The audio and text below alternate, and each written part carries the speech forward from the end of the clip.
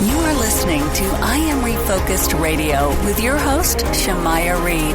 This show is designed to inspire you to live your purpose and regain your focus. And now, here's your host, Shamaya Reed. Welcome to I Am Refocused Radio. Once again, we are here today, and today we have another show lined for y'all today. So when days feel chaotic and polarized and overwhelming, how do you deal with that? How do we stay grounded, engaged, and purposeful?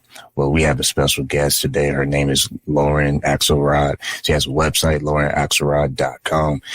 And when it comes to radical attention and acceptance, she's going to teach us all about her spiritual tools for resisting despair and building a better world. I know you have a lot on your resume. It's probably something I can spend about 5-10 minutes on, but I just want to cut to the chase. And let's talk about you, because you have a book, 10 Words, an interspiritual guide to becoming a better people in a better world. Welcome to the show. How are you doing today? That's what I want to ask first. Thanks so much for having me. Doing well. Thank you. So kind of tell us a little bit about the book, 10 Words. What prompted you to say, you know what, this is needed and I need to start writing about this? Well, you know, I've spent my life on the spiritual path, seeking, looking at different traditions, spending a lot of time studying and practicing deeply in across traditions. So Judaism, Buddhism, Christianity, Taoism, Hinduism, all of them, right? And what I found was that if I looked at all of these traditions, they were all saying kind of the same thing in different ways, right? Different surface stuff, but underneath it, they were saying the same thing. And the same things kind of, you could distill them down into principles, right? That were common across the board. And just the principles of how to be a better person in a better world. The tools for getting through this difficult thing we call life. And so I sat down and started writing. What are these principles? And came up with 10 words that encapsulate these principles. And they're words that we know. There's nothing fancy here. We already know these words, right? And they're not like the 10 Commandments where it's like thou shalt and thou shalt not. These are principles. So they're going to show up in all kinds of different ways, but they show up across traditions. They show up in psychology, in science. You could almost kind of say that they're the universal ethics or the universal principles for how we just do this thing we call life in this crazy world that we live in. When some people think about acceptance, they might think of it as a passive resignation. How do you define it differently as a tool for engagement rather than surrender? Well, so acceptance is one of the 10 words, right? It's actually the second of the words. And the first word is attention. And you have to start there. Like, where is your attention? And especially these days when we've got so much coming at us, pulling at our attention, and we're so distracted, it's kind of hard to know where to put your attention. But every spiritual tradition has practices that train you to focus your attention. Right? So where is your attention? That is really the first step. It's not the end. You know, a lot of modern spirituality, we talk about, mindfulness meditation as though it's the be all and the end all. Like, that's it. You just sit on your cushion and you meditate. It's all going to be good. No, it's just the first step, right? So from attention, from saying, okay, I am now paying attention to this thing, to reality, to this thing we call life, which, by the way, is your spiritual path, whether you're aware of it or not, right? I'm paying attention. Now what? Oh, now some of this stuff is kind of prickly, like I don't like it, or I want it to change. I want it to be different.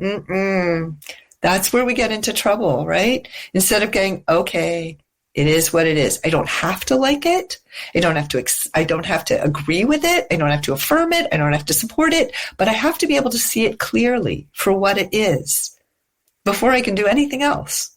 I have to be able to accept reality on its terms. This is reality. We're not going to escape it. You know, that's escapism. Like, that's no, la. I'm not really, this isn't really happening. No, we have to be so present with what is happening in our lives, in our world. It's going to hurt. The more present you are, the more it does sort of tweak at you. But that's when we go, okay, how do I accept? How do I once I accept this, I stop fighting with it. And then I can actually make changes, because then I can, from a non-emotionally worked up place, I can say, okay, based on the reality of the situation, what do I need to do to change it? When you think about culture and how it thrives on distraction and outrage, of course, how can we train ourselves to practice true attention without being overwhelmed? Yeah, that's exactly it, right? This is a culture that we live in right now where it's all about outrage. And, the next news cycle is just to get you more outraged at what's happening, right? Attention. Where is your attention? You can also choose to I'm not checking that news source right now. I'm turning off the social media, because it just gets you worked up. That's its whole point. The whole point. Outrage sells, It doesn't really sell to be like, we're just going to give you peaceful, nice, happy things. No, it doesn't work. So that's why they feed the outrage industry. But we have a choice. We're given free will, for better or for worse. And we can take our free will and say, this is not benefiting me. Think about it. Who benefits from you getting worked up? Right? Not you. Not the people that you're lashing out at because you're so worked up. Right? So you go, okay, what's going to benefit me here? And what's going to benefit me is refocusing my attention on the things that give me joy, that give me pleasure, not to check out, right? You can still have that in awareness, but not put all your attention there. I like to take time every day. I'm very involved. I'm reading the news all the time, but I'm also like, okay, enough. I'm going outside. I'm going to go for a walk. I'm going to go pay attention to the trees for a little bit and the birds. And it's spring and I can see the flowers. And it does wonders. Physiologically as well as emotionally as well as spiritually, because it reminds me, oh, right, we don't just live in this world of crazy despair. We live in a world of beauty. We live in a world of wonder. And we have to take that time to refocus our attention there, right? And accept that we have both. This is the world we live in. We do have both. It's just where we put our attention. And speaking of peace, I know a lot of people go outside to get quote unquote fresh air because they're tired of the AC and all the drama that's on the TV screen. So I totally agree on that point. When you think about that, word that comes to mind is peace. Mm-hmm. And that's something you kind of talk about as well. Peace isn't the end goal, but actually the starting point of our action. For our audience, kind of explain how that involves and maybe change making from where they are in the present tense to where they actually go. Well, as I said, if we're operating out of outrage, if we're operating out of anger and hate and fear, there's no way that what we create from that, the change that we make, will bring peace. It just can't. The only way that we are going to bring peace to our external world is by bringing peace to our internal world, right? And again, that doesn't mean that you're always going to be like, I'm just blissed out, peaceful, bliss bunny. No, life's not easy. We have our times. Believe me, I have plenty of them where I'm just like, and then it's like, no, you can't do anything from that place. All you can do is, go punch a pillow. Like, that's not going to, sometimes you need to do that, but that's not where you're going to make change from. You're only going to make change in yourself and in the world outside when you go, okay, I accept the way it is. The serenity prayer from, AA, God grant me the ability to, change the things I can and let go of the things I can't and the wisdom to know the difference. Right? That's where you get peace. Serenity is like, can't do anything about that. I'm going to focus my attention on the things I can do something about. And it's right in front of you, usually. We don't have to change the world. We can't. But we can change the little space around us and the people that we come into contact with. And we can change ourselves, how we react. Because if we're reacting, if we've got a, hair trigger and we're like, rah, the minute somebody says something, we're not contributing to a peaceful world. We need to step back. Okay. Calm, take a breath. Come back down to ground, go outside, get some fresh air.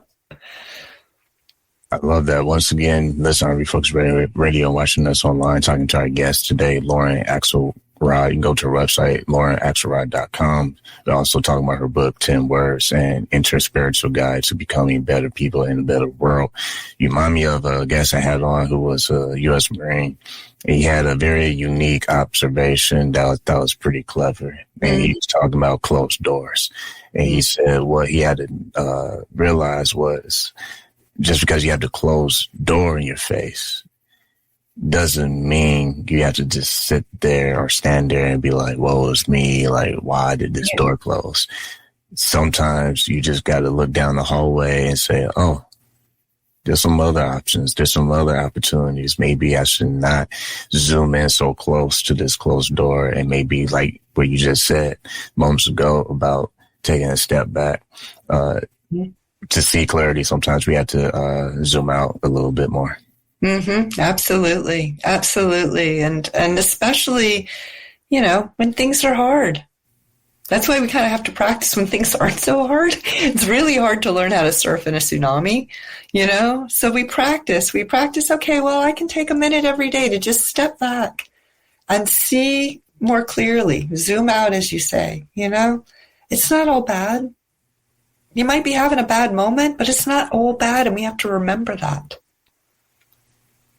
When you think about people who sometimes they criticize or they argue about spiritual approaches or being too soft in comparison to the severity of today's world's crisis, how would you respond to that thought process? Well, I think we have to make a distinction between kind of modern New Age spirituality and the spirituality that comes out of the traditions that we've had for thousands of years that actually work. Like they actually work. And I understand a lot of people are like, I don't want to be boxed into a religion, but the pathways and the tools that we were given, that we've been given, actually work. So that's really what the 10 words are, is looking at what are those tools, what are the principles that we can apply in our own lives that come out of these texts, to help us become better people in a better world, help us get through this crazy that we're living in, and the other thing is that a lot of modern spirituality, we kind of pick and choose, and we pick, I like this part and I like this part and this is comfortable and this makes me feel good. Spirituality doesn't always make you feel good. You got to go through some of the hard stuff to get to that really, wonderful place. It's there, but you kind of you got to be pushed. You got to stretch a little bit. And so that's where I would say that some of the criticism of modern spirituality being too soft is because it is.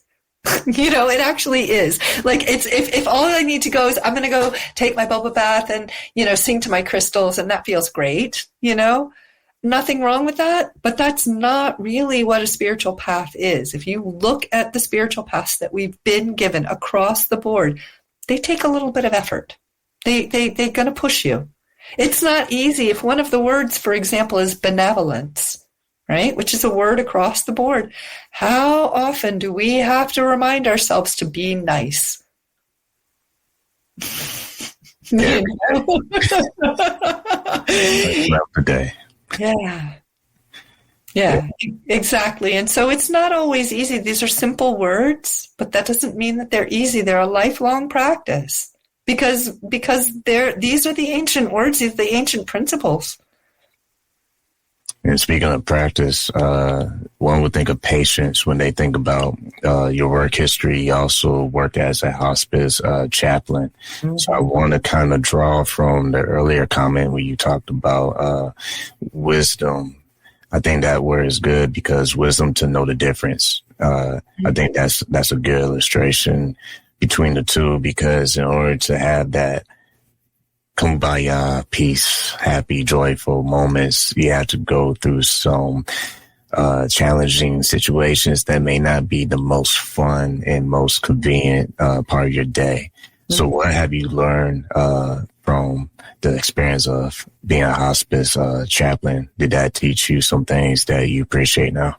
Oh, so much, so much. You know, the end of our lives is not easy. It's not easy. And I have been blessed to learn from my patients and how they approach, the end. And what I have learned is that the more you fight it, the harder it is. And this is where acceptance comes in, is accepting. It's so hard for us to accept the loss of our capacities, right? Not being able to walk or not being able to get up and go outside and drive around and lead these lives that we've been living up to this point, or that our bodies hurt, or that we just feel sick or we're exhausted. It's really hard. And what I've found is the people who are the most peaceful about this are the people who've accepted, this is what I signed up for. I didn't read the small print, or I, kind of ignored that. But when they come to that acceptance, I had one patient, she passed away recently. She was 105. And the thing that was amazing about her was everything was still wow. Like, she was still alive every day for her. Literally, when she woke up in the morning, she was, I have another day. The gift, the ultimate gift that we have is the gift of life. And every day that we have it, let it be the wonder of the fact that, wow, I'm breathing. I get to be here. Look at all this amazing stuff. Okay, some of it's hard, but wow, there are hot dogs and petunias. Like whatever it is, to find that place of wow and wonder, because this is short. This ride is short. One thing I want to say, because I'm a visual person, is when people speak, I shared this a few times a few years ago, and that is, for some reason, I literally see it like a movie. Like when someone is telling a story, they're saying something. I'm sure most people, I can't say most, but I would say some people have that same effect where someone starts speaking, telling a story, you start seeing movie scenes and panning of cameras and all this stuff. Well, I couldn't help but to think about the word reflection, because in life, as you are going through all these years, you, at some point, whether you want to or not, you have to begin to reflect. And you reflect on your stories or experiences and things you've been through and witnessed and all that. So my next question for you is, when you think about reflection, how can people who watch this and listen to this episode start to internalize that process? Because I think sometimes it can expose our biases or our denials in life. Yeah. So one of the words, the sixth word, is contemplation, right? Is taking some time every day, every couple of days, every week, right? To just get quiet, go into the temple is the way I describe it. Like con is in templum, right? So into the temple or with the temple. And that is a time to reflect, right? We never are going to get better or be the people that we want to be, become the people we want to be, if we can't see where we've come from and be able to look back and go, that didn't work so well. How can I do this differently, right? Or who is it that I really am trying to be? What are my values? What matters to me? We need to take time to reflect. We can't just go, plow through, because again, I can tell you that people at the end who haven't taken that time to reflect, they get hammered. They get hammered at the end. Suddenly everything comes at them instead of taking that time once a week and go, how did this week go? How could I have done something differently? maybe that didn't work so well, or that actually worked really well. Okay, do that again. That worked. It's important that we contemplate or reflect. And for our listeners and viewers, you're going to hear me say this again. I promise you, it's not just the story of the show, but just emphasizing what you just said.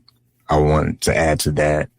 We've been saying for the past few months now, getting 1% better every day versus trying to be Babe Ruth and hit the home run on the first swing. Because even he said in great words that you can't win today's games with yesterday's home runs. So when it comes to that, I'm going to do the best I can in this moment that I have. Right. Kind of explain to the audience what that means in your own perspective. I really couldn't have said it better. It's right now is all you have, right? And you do a little bit every day. So there's a quote, it's kind of a mashup from Micah in the Bible, and then Pirkei Avot, which are the sayings of the elders in the Jewish tradition. And the quote is this: "Do not be daunted by the world's grief. Do justly now. Love mercy now. Walk humbly now. You're not obligated to complete the work, but you're not free to abandon it either." Right? So it's exactly what you're saying. We do a little bit. We do what we can with what's in front of us right now.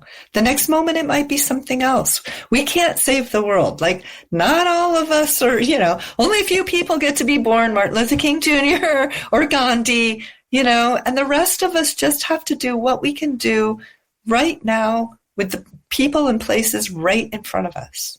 And if we did that, can you imagine the world that we would live in if everybody just was like, how can I make myself and the world right in front of me a little bit better today? Wow. Wow. What kind of world would we live in? We would live in that paradise. I really believe that. It's not easy to do, but we need to try, right? We're not free to abandon the work. And to your point, like you said about people like Martin Luther King, and to add to that, I would say that there's only one you. Mm-hmm. There's only one Lauryn Axelrod. There's only one person that's viewing this or listening to this show. Like, sometimes we put people so high on the trophy shelf, if you will, of collections or the greatest of the greats. Mm-hmm. And it's like, well, I'm not saying put yourself on that shelf, but at the same time, why not?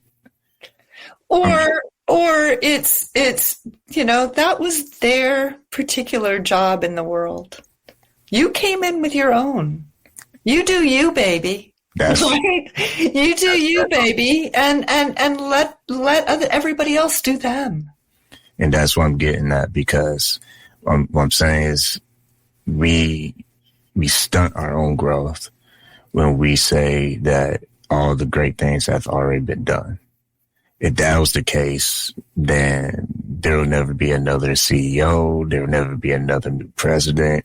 Everything is seasonal. Everything changes within time. Mm-hmm. Time is consistent. It's humans that are not consistent with time. Okay. We all have flaws and trip and have fumbles and blurbs and whatever you want to call it. But my point in that thought is that when you take the appreciation of the moment, then it's up to you to deliver. No one's going to swing the bat for you. No one's going to save you. No one's going to tell you, hey, how are your dreams going today? I don't think they asked Martin Luther King that. I don't think they said, hey, how's that speech you're working on? How's that march you're doing? He had to make those tough decisions. And I feel when people start to make those tough decisions, that's when they start to have real change, not just in their communities, not just in their lives, but for history to study. Yeah. Yeah. And who's to say what the next thing is supposed to be anyway. You know, you do what you're passionate about, what breaks your heart, what you love. Work that way. You know, one of the things that we talk about in the book is, you know, the urge to serve. Because at a certain point, once you've been on a spiritual path a little bit of time, that's going to come up. How can I serve others? How can I serve the world that I live? Well, that is going to be as individual as every person who's hearing this or reading the book. We all can serve in our own way. And who's to say what changes the world?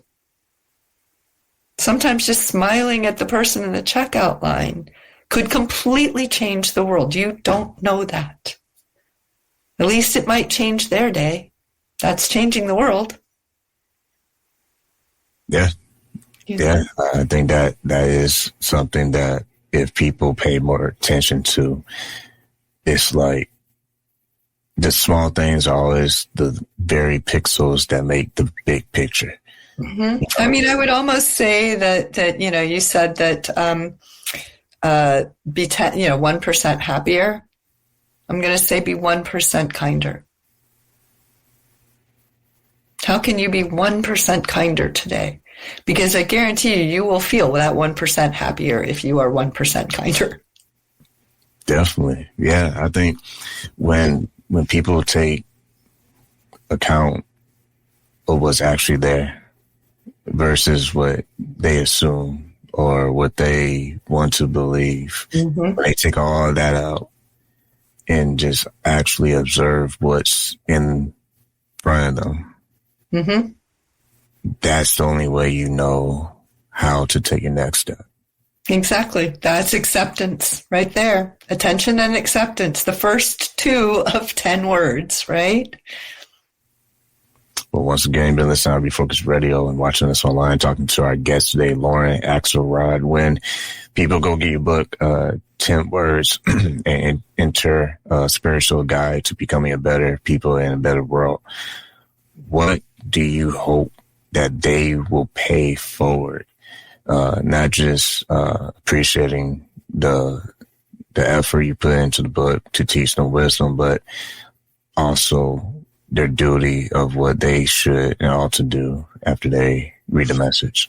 Well, we've kind of already touched on it, really. One of it is you do you, and you do what you can in this moment right now. That's going to pay it forward. You know, be who you are, become the person that you want to be, and do what's right in front of you. Serve, care. If someone feels like they are too overwhelmed with life's challenges, I know what you're going to say, but just for those in the back, what would you say to encourage them to move on? Take a breath, step back, refocus your attention, right? Refocus your attention on the things that give you joy. The world's just going to keep turning. You can come back. You can turn the TV back on, you know, but for now, take care of you because you can't, you got to put your oxygen mask on first. You got to take care of you. You will be a much, much better, happier person if you take care of you first and then go out. So if you're overwhelmed, take a break.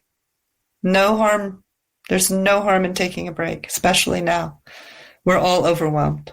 I think we all are. I think if we just all were really honest and admitted it, we're all pretty overwhelmed. Take a breath. With that said, make sure you go to Lauryn's website, LaurynAxelrod.com, and get a copy of the book, 10 Words. And like always, to you, I want to say thank you for your time. Thank you so much.